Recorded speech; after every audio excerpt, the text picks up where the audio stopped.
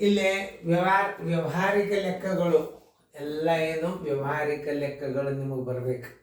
ಹೆಂಗೆ ಹಚ್ಕೋಬೇಕು, ರೂಪಾಯಿ ಪೈಸೆ ಹೆಂಗೆ ಇಟ್ಟು ಕೂಡಿಸ್ಬೇಕು. ನವೋದಯ ಅಂದರೇನು, IAS ಪೋಸ್ಟ್ ಆಗಲಿಕ್ಕೆ ಯೋಗ್ಯವಾದಂಥ ಕೋಚ್ ಇದು. ನವೋದಯ ಸೆಲೆಕ್ಷನ್ ಅಂತಲ್ಲ. ನೀವು ಇದನ್ನು ನವೋದಯ ಟ್ರೈನಿಂಗ್ ನೋಡ್ರಿ. ಈಗ ಒಂದು ವಿಷಯ ಹೇಳ್ತೀನಿ ನಿಮಗೆ. ಎಲ್ಲ ಗೋರ್ಮೆಂಟ್ ಟೀಚರ್ಗಳು ನನಗೆ ಫೋನ್ ಮಾಡ್ಯಾರ. ಒಂದು ಕನಿಷ್ಠ 10 ಮಂದಿ ಮಾಡ್ಯಾರ. ನಿಮ್ಮ ಅಭ್ಯಾಸ ನಮಗೆ ಭಾಳ ಹೆಲ್ಪ್ ಆಗ್ಯದ್ರಿ. ಇನ್ನು ಮುಂದೆ ಸರ್ಕಾರಿ ಶಾಲೆ ಒಳಗೆ ಟೀಚರ್ಗಳು ರಗಡ್ ಮಂದಿ ಇಂಟೆಲಿಜೆಂಟ್ ಇರ್ತಾರೆ. ಅವ್ರು ಏನಾರ ಇದನ್ನ ಅಭ್ಯಾಸ ನೋಡಿದ್ರು ಗೌರ್ಮೆಂಟ್ ಟೀಚರು ಗೌರ್ಮೆಂಟ್ ಶಾಲೆ ಒಳಗೆ ನವೋದಯ ಆಗ್ತಾವೆ.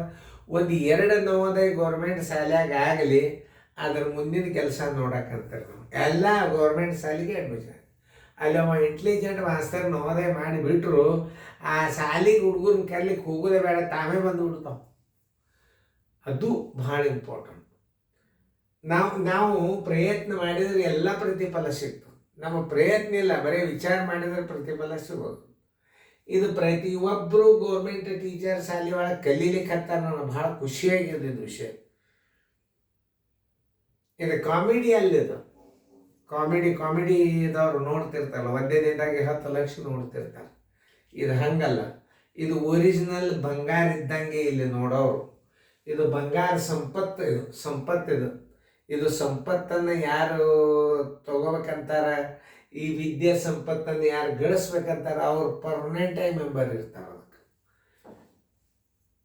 ಮನೆಯೊಳಗೆ ಎಲ್ಲರೂ ಕಲ್ತವ್ರು ಇದ್ದಾರೆ. ಈಗ ಸೊಸ್ತರು ಅವುಗಳು ಕಲ್ತವ್ರು ಇದ್ದಾರೆ, ಕಾಕಾಗಳು ಕಲ್ತವ್ರು ಇದ್ದಾರೆ. ಅವರು ಒಂದು ತಾಸು ಕೂತು ನೋಡಿದ್ಮೇಲೆ ಹೇಳ್ತಾನೆ ನಡಿ, ನಾನೇ ಶಾಲೆ ಅಂತ ಪ್ರತಿಯೊಂದು ಮನೆ ಒಳಗೆ ನಡಿಬೇಕು ನನ್ನ ಉದ್ದೇಶ. ನೀವು ಇದೊಂದು ಭಕ್ತಿದಿಂದ ನಾ ಯಾಕೆ ಎಲ್ಲರಿಗೂ ಇದು ಇಲ್ಲ. ನಾ ಇದರ ಉದ್ದೇಶ ಏನದ ಅಂದರೆ ಗೌರ್ಮೆಂಟ್ ಶಾಲೆ ಒಳಗೆ ನವೋದಯ ಆಗ್ತದೆ. ಇಷ್ಟು ಮಾತ್ರ ನಾ ಬರೆದಿಟ್ಟಂಗೆ. ಗೌರ್ಮೆಂಟ್ ಶಾಲೆ ಒಳಗೆ ಟೀಚರ್ ಸುಮ್ಮಿರ್ತಾರೆ. ಅವ್ರಿಗಿಂತ ಅಭ್ಯಾಸ ಸಿಕ್ಕರು ಬಿಡ್ತಾರನ ಅವರು. ಅವನು 10 ಮಾದರಿ ಆಗಿ ತಿರುಗಾಡ್ಬೇಕು. 4ನೇತೆ 5ನೇತೆ ಒಂದು ಸಪ್ರೇಟ್ ಶಾಲೆ ಮಾಡಿಬಿಡುದು ಹಳ್ಳಿಯಾಗ. ಗೌರ್ಮೆಂಟ್ ಶಾಲೆ ಒಳಗೆ 4-5 ಪ್ರತಿಯೊಂದು ಶಾಲೆಯಾಗ ಇಂಟೆಲಿಜೆಂಟ್ ಟೀಚರ್ಗಳು ಇದ್ದೇ ಇರ್ತಾರೆ. ಅವ್ರು ಅಭ್ಯಾಸ ಮಾಡಿ ನವೋದಯ್ತಾರೆ. ಎಲ್ಲ ರೀಸನಿಂಗ್ ಬರ್ತಾವೆ, ಗದ್ಯವಾಗಿ ಬರ್ತಾವೆ, ಎಲ್ಲ ಕಳಿಸ್ತದೆ. ಆದ್ರೆ ಕಡ್ಡಾಯವಾಗಿ ಮಾಸ್ಟರ್ ಗೈಡ್ ತೊಗೊಂಡಿರ್ಲಿಕ್ಕೆ ಬೇಕು. ಮಾಸ್ಟರ್ ಗೈಡ್ ಪ್ರತಿಯೊಂದು ಗೌರ್ಮೆಂಟ್ ಶಾಲೆ ಒಳಗೆ ಮಾಸ್ಟರ್ ಗೈಡ್ ಇಟ್ಕೊಂಡು ನವೋದಯ ಆತೆ. ಇಂಥ ವ್ಯವಹಾರಿಕ ಗಣಿತಕ್ಕೆ ನವೋದಯ ಚಾಲೆಂಜ್. ಈಗ ಇವು ಇದನ್ನು ಯಾಕೆ ಹಾಕಿದಂದ್ರೆ ಈ ಪೈಸೆಗಳನ್ನು ಹೆಂಗೆ ಹಚ್ಕೋಬೇಕು. ಉತ್ತರದಾಗೂ ಉತ್ತರ ತಪ್ಪು ಬರದ ಅದನ್ನು ತಿಳ್ಕೊಬೇಕು ಮೊದಲು. ಉತ್ತರ ಕರೆಕ್ಟ್ ಮಾಡೋದಕ್ಕಿಂತಲೂ ಉತ್ತರ ಹೆಂಗೆ ತಪ್ಪದ ಅನ್ನೋದು ನೀವು ಕಂಡು ಹಿಡಿದಿರಿ ಅಂದರೆ ನಿಮ್ಗೆ ಉತ್ತರ ಸಿಗ್ತದೆ. ಆ ಉತ್ತರದಾಗೆ ತಪ್ಪುಗಳನ್ನು ತೆಗಿಬೇಕು ಹೊರಗೆ. ಯಾಕೆ ಒಂದು ಉದಾಹರಣೆ ತೋರಿಸ್ತೀನಿ ನಾನು. ಇಲ್ಲಿ ದಶಮಾಂಶ ಕೊಟ್ಟಾನೀಗ ಇಲ್ಲಿ ಪೈಸೆ ಅಂತ ಬರ್ದಾನ, ರಾಂಗ್ ಅದು. ಅವಕ್ಕೆ ಉತ್ತರನೇ ಹಾಕ್ಲಿಕ್ಕೆ ಹೋಗ್ಬೇಡ್ರಿ. ಇಲ್ಲಿ ದಶಮಾಂಶ ಕೊಟ್ಟಾನ, ರೂಪಾಯಿ ಬರ್ದಾನ. ಇದು ಆಗ್ಬೋದು, ಬೇಕಾದ್ರೆ ಬಿಡ್ಬೋದು. ಇಲ್ಲಿ 60, 80 ಅದ, ಇಲ್ಲಿ ಪೈಸೆ ಅಂತ ಬರ್ದಾನ. ಇದು ರಾಂಗೇ, ಇದು ಉತ್ತರ. ಇದನ್ನು ಹಾಕಲಿಕ್ಕೆ ಹೋಗ್ಬಾರ್ದು. ಬೇಕಾದ್ರೆ ಇದಾಗಬೇಕು, ಬೇಕಾದ್ರೆ ಇದಾಗಬೇಕು. ಇವೆರಡು ರಾಂಗೇ. ಯಾಕೆ ಬಿಂದು ಹಾಕಿದ್ರಿಂದ ರೂಪಾಯಿಗೆ 2 ಸ್ಥಾನ ಅದ, ಇಲ್ಲಿ ಪೈಸೆ ಬರಿಬಾರ್ದು. ಇದು ವ್ಯವಹಾರ ಜ್ಞಾನ ಬರ್ಬೇಕು ನಿಮಗೆ. ಒಂದೇ ಅಲ್ಲ, ಉತ್ತರದಿಂದನೂ ನಿಮಗೆ ಗಣಿತಗಳು ತಿಳಿತಾವೆ.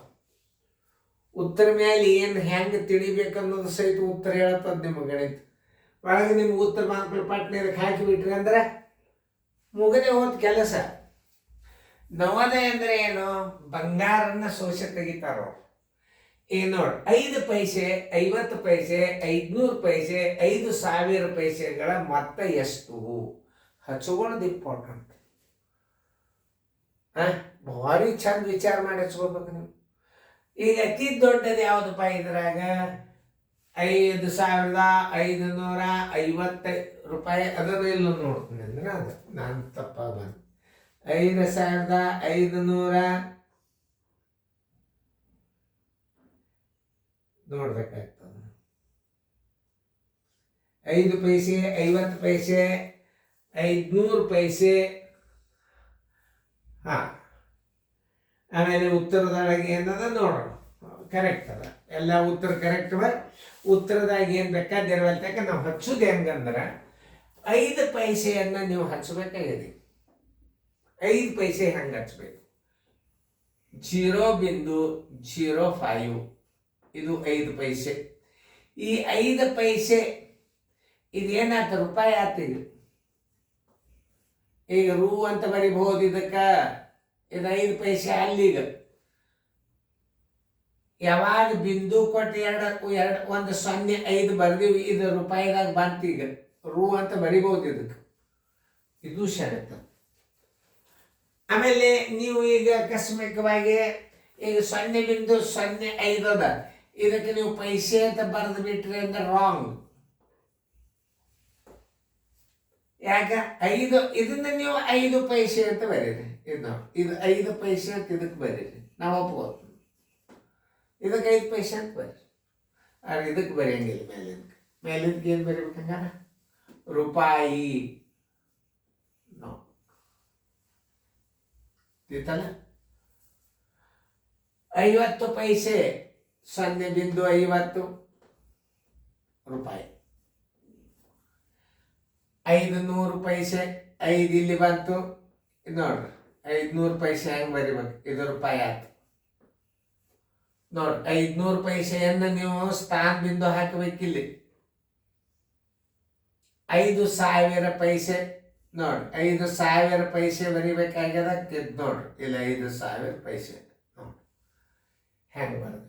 5,000 ಪೈಸೆ ಆಯ್ತು. ಈಗೆಲ್ಲ ಕೂಡ್ಸ್ರಿ. 5ಕ್ಕೆ 5 ಇದು ರೂಪಾಯಿ. ಈಗ ಯಾಕಂದ್ರೆ ನೀವು ಇಲ್ಲಿ ದಶಮಾಂಶ ದಾಟ್ತಂದ್ರೆ 5,000 ಪೈಸೆ ಅಂದ್ರೆ 50 ರೂಪಾಯಿ ಆಯ್ತು. 5ಕ್ಕೆ 5 ಬಿಂದು 5ಕ್ಕೆ 5 5ಕ್ಕೆ 5 55.55 ಅಂತಂದ್ರೆ ಏನು ನೋಡ್ರಿ? 55.55 ರೂ ಅಂತ ಬರೀಬೇಕು. ಆನ್ಸರ್ ಈಸ್ ಈಕ್ವಲ್ ಟು 55.55 ರೂಪಾಯಿ. ಉತ್ತರ ಸಂಖ್ಯೆ ಸಿ. ರೂಪಾಯಿ ಪೈಸೆ ಹೆಂಗೆ ಹಚ್ಕೋಬೇಕು ಅನ್ನೋದು ಗೊತ್ತಾಗ್ತಲ್ಲ. ಈಗ ಮುಂದಿನೊಂದು ಲೆಕ್ಕ ಕೊಟ್ಟಂದು ಮಾಡ್ರಿ. ರೂಪಾಯಿ ಪೈಸೆದಾಗ ಹೆಂಗೆ ಹಚ್ಚಬೇಕು ಅದನ್ನ ನೀವು ಕಲೀರಿ, ಮಾಡ್ರಿ. ನಾ ಇದನ್ನು ತಿಳಿಸೀನಿ. ಮುಂದಿನ ಗಣಿತಗಳು ತಿಳಿಸ್ತಾನೆ ನಮ್ಮ ನೋಡ್ರಿ. ತಿಳಿದ? ನಾ ತಿಳಿಸ್ತಾನೆ. 47 ರೂಪಾಯಿ. ಕಣ್ಣು ಮುಚ್ಚಿ ಹಚ್ಚ್ರಿ. 47.00 ನೋಡ್ರಿ ನಾ ಹೆಂಗೈತದ. 47 ರೂಪಾಯಿ. 47 ರೂಪಾಯಿ 5 ಪೈಸೆ. ಸಾರಿ, ಅದು ಹೆಂಗೈತೆ ನೋಡ್ರಿ. 47 ರೂಪಾಯಿ 5 ಪೈಸೆ. ಇದು ಹಿಂಗೆ ಬರೀಬೇಕು. ಇದು ರೂಪಾಯಿ. 47 ರೂಪಾಯಿ 5 ಪೈಸೆ. 9 ರೂಪಾಯಿ 90 ಪೈಸೆ. 9 ರೂಪಾಯಿ 90 ಪೈಸೆ. ಇದು ರೂಪಾಯಿಗೆ ಬರೀಬಹುದು. 9.90 ಬರೀಬಹುದು. 4 ರೂಪಾಯಿ 4 ಪೈಸೆ. 4 ರೂಪಾಯಿ 4 ಪೈಸೆ ಹಿಂಗೆ ಬರೀಬಹುದು. 4 ರೂಪಾಯಿ 4 ಪೈಸೆ ಹೆಂಗೆ ಬರೋದು ನೋಡ್ರಿ. ಈಗೆಲ್ಲ ನಾ ರೂ ಬರೀಲಿಕ್ಕೆ ದಶಮಾಂಶ ಹಾಕಿದ್ರೆ ನೀವು ರೂ ಬರೀಲಿಕ್ಕೆ ಬೇಕು.